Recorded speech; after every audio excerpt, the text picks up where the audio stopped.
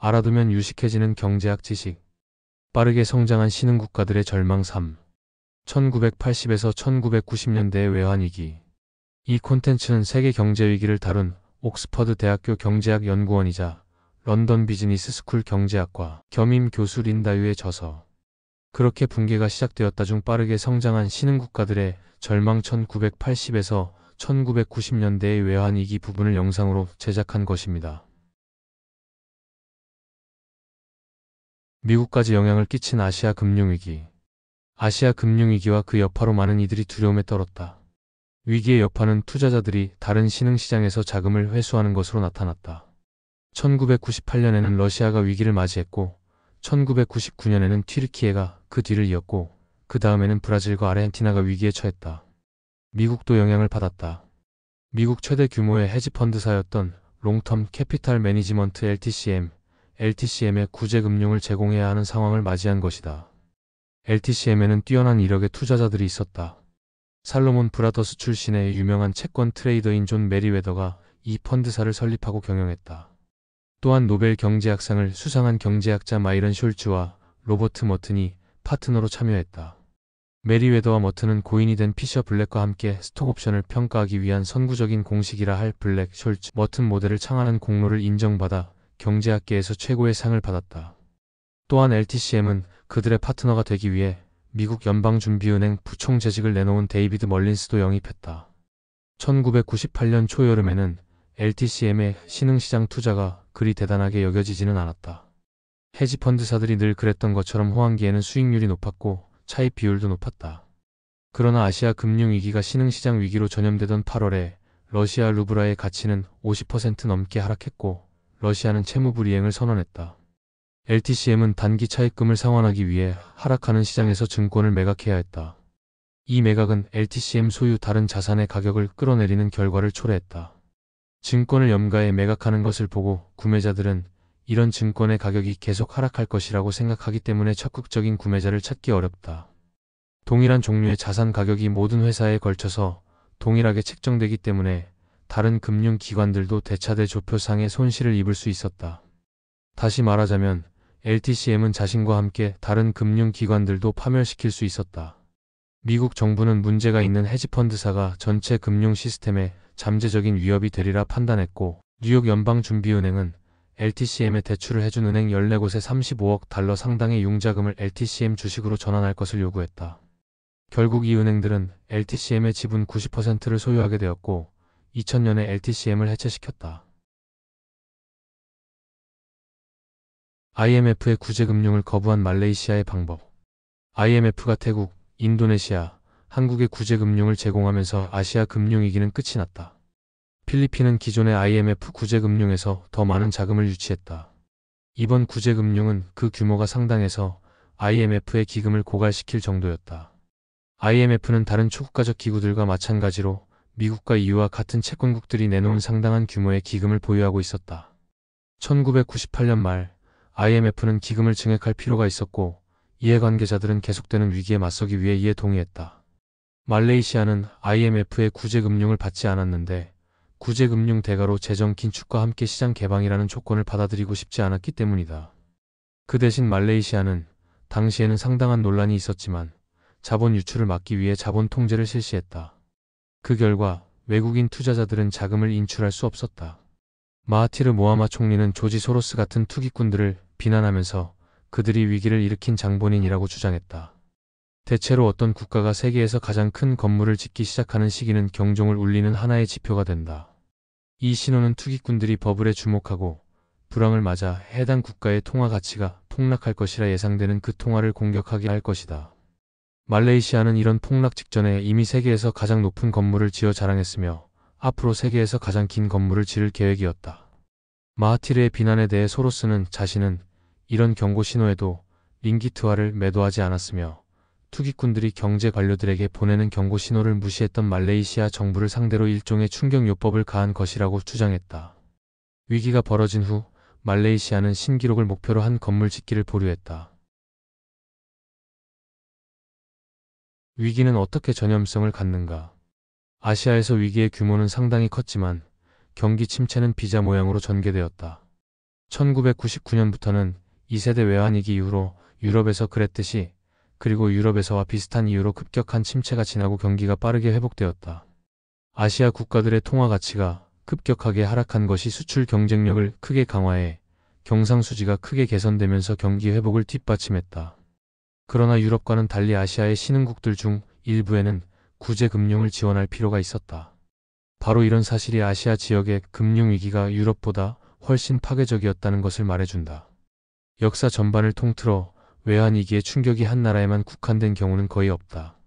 라틴 아메리카, 유럽, 아시아에서 볼 수 있듯이 그 주변국들이 비슷한 운명을 맞이하는 경우가 많았다.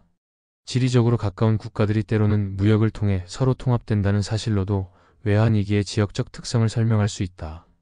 한 국가의 통화 가치를 극심하고도 빠르게 떨어뜨리는 위기는 이웃한 국가의 경쟁력에도 심각한 영향을 미친다. 또한 지리적으로 가까운 국가일수록 비슷한 재화와 용역을 수출하는 경향이 있으므로 이들은 세계 시장에서 경쟁 관계에 있으며 동일한 세계 공급 사슬에서 한 부분을 차지한다. 따라서 어느 한 국가가 자국 통화에 대하여 대규모 평가 절하를 단행하면 다른 국가도 수출 경쟁력을 유지하려고 평가 절하를 단행할 것이라는 추측이 가능하다. 이웃한 국가들이 비슷한 문화와 언어를 공유할 수 있다는 사실은 이들이 비슷한 경제 구조, 제도, 정책뿐만 아니라 비슷한 약점까지도 공유할 수 있다는 것을 의미한다. 아시아 금융위기는 아시아 전역에서 은행 부문에 대한 전반적인 신뢰가 부족해 널리 확산되었을 수도 있다. 3세대 외환위기가 주는 중요한 교훈은 어느 한 국가에서 발생한 충격이나 위기가 다른 국가로 확산하는 전염성을 띠었다는 사실이다. 예를 들어 아시아 금융위기는 남아메리카 지역에서 대규모 자본 유출을 불러왔다. 남아메리카 지역 경제가 아시아 지역 경제와 구조적으로 다르고 지리적으로도 멀리 떨어져 있으며 단계적인 통로 역할을 하는 무역 혹은 금융 관련 연결고리가 거의 없었는데도 말이다. 이런 전염성에 대한 한 가지 해석은 시장의 스트레스와 불확실성이 커지는 시기에는 위험을 감수하고 투자하려는 욕구가 줄어들 수 있다는 것이다. 신흥국은 가파르게 성장할 수 있지만 개발 단계에서 공적 제도를 제대로 정립하지 않아서 경제가 충격을 받기 쉬운 관계로 성장의 토대가 취약할 수 있다. 신흥시장에서의 자산은 더 높은 수익을 제공할 수 있지만 그만큼 더 많은 위험을 감수해야 한다. 선진국들은 조금 다른 유형의 포트폴리오를 가지고 있다. 선진국 경제는 규모가 크고 부유하며 성숙해 투자면에서 자산은 안정적이겠지만 상대적으로 수익은 낮다. 비록 신흥국들의 기초 조건이 서로 다를 수는 있겠지만 모두 대체로 위험 회피 성향이 강해진 데서 영향을 받는다.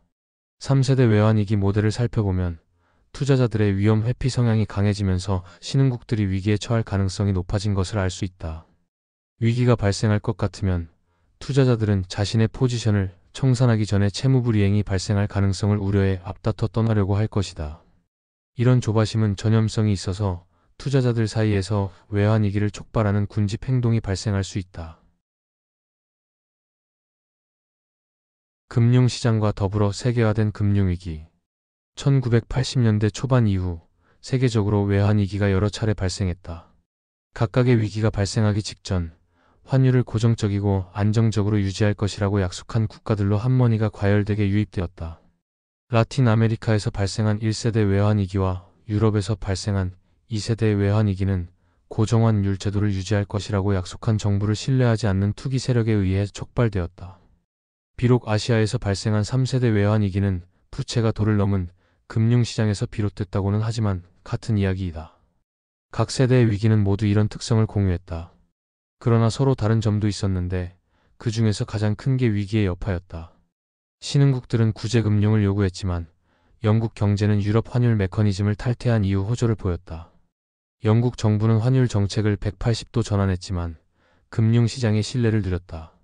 실제로 1990년대와 2000년대 초반은 유럽과 그 밖의 지역에서 나타난 낮은 인플레이션과 견실한 경제 성장의 시기를 표현하는 대안정기라고 알려졌다. 위기가 대폭락으로 이어지는 과정에서 비슷한 측면을 공유하더라도 두 번째 단계인 신뢰성에 따라 위기 이후로 맞이하는 국가의 운명이 크게 달라질 수 있다. 3세대에 걸친 외환위기는 정책 이반자에게 다양한 교훈을 남겼다. 먼저 1세대 모델은 과도한 무역 적자와 재정 적자를 경계해야 한다는 것을 보여주었다. 1980년대 라틴 아메리카 국가처럼 경제의 기초 조건이 취약할 때 투기꾼들은 경제 붕괴를 예상하고 그 나라의 통화를 대량으로 매도하려고 했다. 2세대 모델은 1992년 유럽 환율 메커니즘 위기에서 알 수 있듯이 고정 환율 유지와 고용 유지 사이에서 갈등이 있었기 때문에 투기꾼들은 정책 이반자의 의지를 시험하면서 외환 위기를 일으킬 수 있었다. 따라서 신뢰할 수 있는 정책을 유지하는 게 중요하다. 이런 국가들은 경제의 기초적 여건이 건실의 위기를 피해갈 수 있었기 때문이다. 마지막 교훈은 3세대 모델에서 얻을 수 있는 것으로 바로 전염성이다. 1990년대 말 아시아 금융위기가 널리 퍼진 데서 알 수 있듯이 투자자들은 신흥시장에서 한머니를 빠르게 유출할 수 있다. 투자자들이 신흥국들을 하나의 집단으로 취급할 수도 있기 때문에 정책 이반자들은 자국 경제가 위기를 촉발할 수 있는 무분별한 매도에 휩쓸리지 않도록 차별화하는 것을 목표로 해야 한다. 여러 세대에 걸친 위기가 주는 교훈은 금융시장의 세계화와 함께 이제는 지역에만 한정하지 않고 전 세계로 빠르게 퍼질 수 있는 금융위기의 세계화를 인식해야 한다는 것이다. 세계적으로 전염성을 보인 아시아 금융위기를 감안해 1999년 금융안정포럼이 설립된 것에서 알 수 있듯이 이제는 금융규제를 설정하기 위한 세계적인 협력이 더욱 강화되었다. 금융안정포럼은 2008년 세계금융위기 이후 금융안정위원회 FSB가 되었다.